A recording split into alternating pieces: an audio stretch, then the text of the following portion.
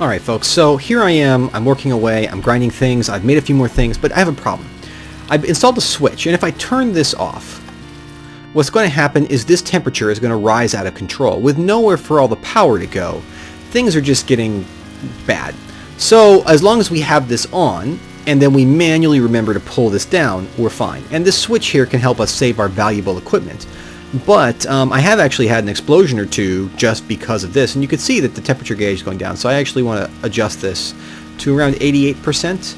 That will gradually bring us back into the green zone and keep things a little bit set up. But you don't want to run these machines too high. They explode. There's nowhere for the power to go. And that's not great. That's not what we want.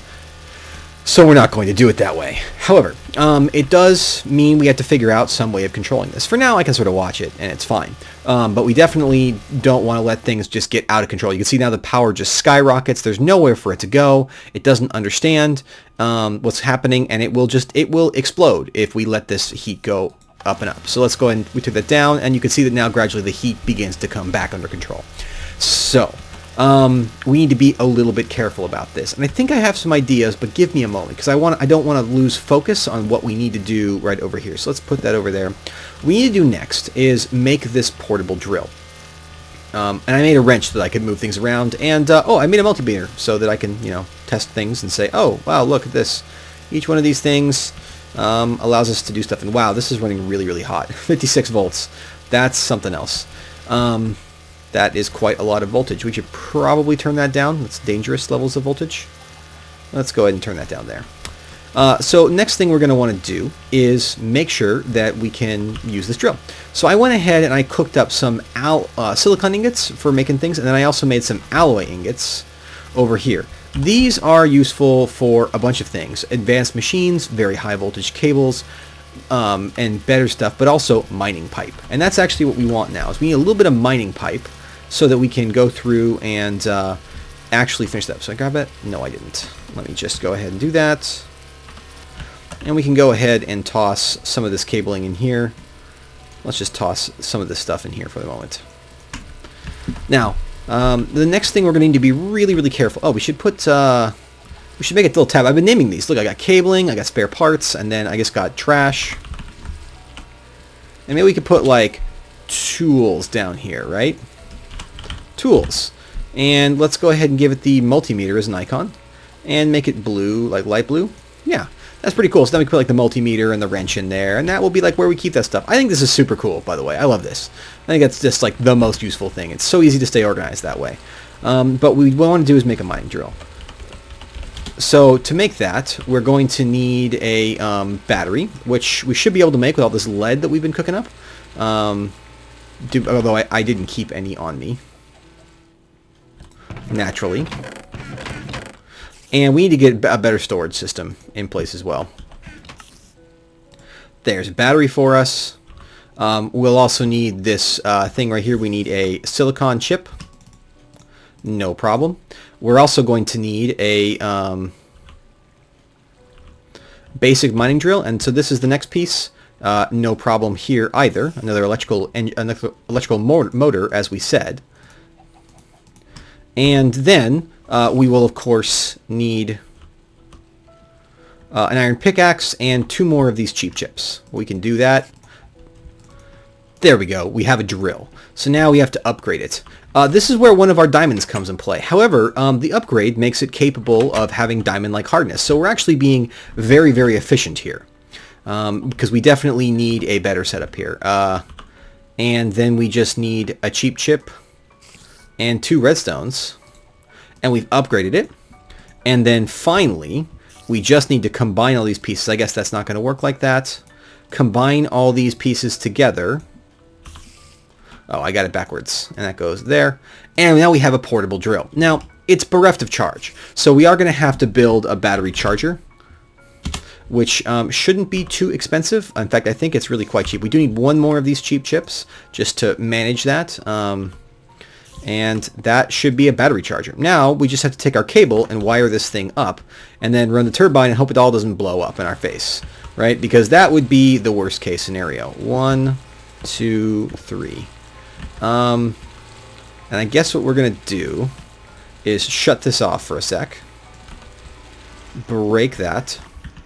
break this. We'll go ahead and put that there. Now, and for some reason, it just refuses to play nice and has to be rotated manually. There we go. And one more cable there, and that should put everything there. Now, we can go ahead and turn this back on. Looks like it's almost out of fuel, so let's put a little bit more fuel in there. And now we can go ahead and toss in our drill, and it should end up, yeah, is on, toss in drill. Right, and you can see it's even got a little light on there to help us know what's going on. And now we just need to flip the switch. Right? And we should start to see power come in there. Now we want to be careful here to make sure that we're running at max power, because we definitely are using a lot of it. And you can see that this machine is barely even running. We're so so messed up here. So maybe what we want to do is swap the location of this cable. Let's be quick about it. Like so. Right, so now this is going to run at full speed, but we're actually going to do is start putting power in there, and then that will cause this to do a crawl. If we remove stuff from this, it will no longer have work, and it should be fine. We should have enough load on the system that this doesn't break, but we do need to watch the temperature. If as long as it stays low, we should be good. And I don't think this will go up any higher. Yeah, it just can't. So yeah, now we're just going to be dumping power into this. So that shouldn't take too long. Now, let's see. So this mining drill will be a tool that doesn't break, so that we stop wasting. You can see I have so many tools that break, and that's just no good. What we would also like to do is think about, well, there's a lot of things we like to think about, really. Wow, we're actually operating really, really cold. So let's go ahead and grab our multimeter and just kind of check this. I wonder if we're having problems here. So let's see, the thing here is only at 32 volts. Here it's at 30. Why is it running so cold? Is it just because this is on? I mean, this is dumping in a lot of power, right? We could maybe make another switch and move that off there, or we could pop this off for the moment. Yeah. And we'd probably see this go up a lot faster. Oh yeah, that's going up so much more fast now. Let's see, what's the voltage on that? 32.5. Are you just not going to be outputting power now? Have you just decided that you're not going to be going any hotter than this? Because that is kind of frustrating. You're slowly gaining temperature, but not quickly. I wonder why that is. That's really interesting. I guess part of it is just that we are demanding so much more power. What is this like? So this wants 400 watts of power, and we aren't generating that much. So that's what's happening here. Interesting thing, oh, you can see the coal in there. That's funny. One of the interesting things about these systems is that if you try to run too much stuff off of them, it works, but it slows everything down. So if we were to double our turbines, put a second turbine and a second heat furnace down, we could actually do this a lot faster and probably run our other thing over here to boot. So let's go ahead and put this down. How shall we do this? Let's grab these two things and make them into full-fledged cables, right? And then let's pop this off here. That's going to heat up pretty fast, so let's not waste too much time. But we could put the switch there, right? And then we could also put the macerator there. And then just put this here. We really need another switch, though, don't we? Yeah, we really could use another switch, because this is now just running at an incredibly low rate of power. Oh, whoa! Whoa! Whoa! Whoa! Wow. That all went up pretty hard, huh? Oh boy. Okay, so what did we lose? Did we lose anything? Usually we were pretty lucky, I think, with this. We were pretty lucky indeed. So let's go ahead and put back down our copper cables. Got to be really, really careful about that. We have plenty of cobblestone to repair the hole in the floor, but we're getting it. We're getting it. We need to start making a system that shuts it off automatically when that happens, because that's just not great. Wow, we're going to have like all these holes in the walls where we messed up. That's fine. That's fine. That's what science is, right? That's what science is blowing things up and putting holes in walls and wasting energy and all those wonderful things. But yeah, so how far along are we on this? Pretty close to max, actually. So let's run our cable over here, right? And no power coming in. Let's break this. We tried to run too much power. I think what happened there was we were trying to draw way too much power, and the cable ended up failing on us. So let's go ahead and do this. Let's take fuel and toss a little bit more fuel in there. And we should see that go up pretty fast, and this should be going up rather quickly as well. There we go. We'll give that a sec to charge up, and I'll see if I can fix the system in the process. Alright folks, we're not quite done yet with the hand mining part of our problem. We'll get onto the automatic one in just a sec, but you know, we've only spent 1 diamond, and now this system's fully charged up. I've turned it off, and I think in a second we're going to solve the turning off problem.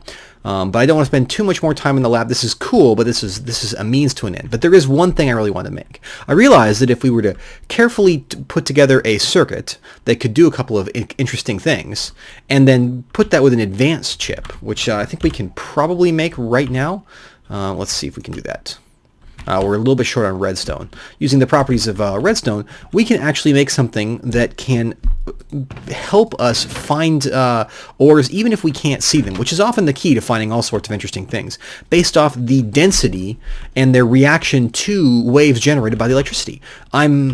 It's strange, you know, I've thought about this stuff before, but recently it's just been coming into focus with such clarity, and I can't help but wonder if maybe part of the... I don't know if it's a curse or a blessing. Some days it feels like one, some days it feels like the other. When I'm looking for iron, it feels like a little bit less. But, you know, it's one of those things where I feel like somehow I have become more capable at this. Similarly, you know, I feel stronger, I feel faster. Are we missing something in particular? Like so, like so, like so, and then this? I wonder why that wasn't working. But yeah, so now we have an X-ray scanner. Now this is a pretty cool thing.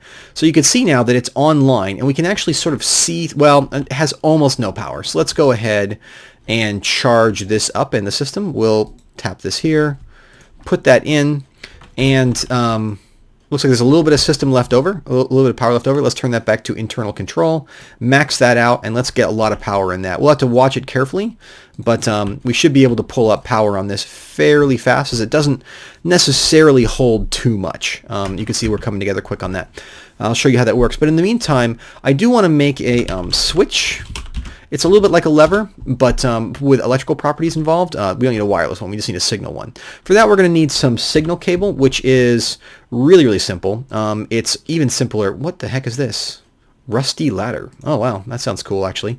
I love rust. Put that together with this, right? And we can pull out one of these. In fact, this recipe is pretty efficient. So now if we clap that there, all right, I don't think we even need a cable for it. If we set this to external control, and then we click the button, it should be on, well, we may need to actually put a little bit of cable. Let's go ahead and break this.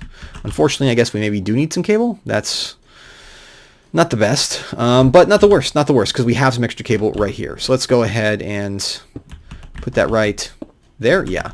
I wonder if we could get, I wish we could get to connect on the top. How about here? No. So we're going to have to put it, we'll have to run it around here. We can clean all this up later though. And then we just put a cable right here.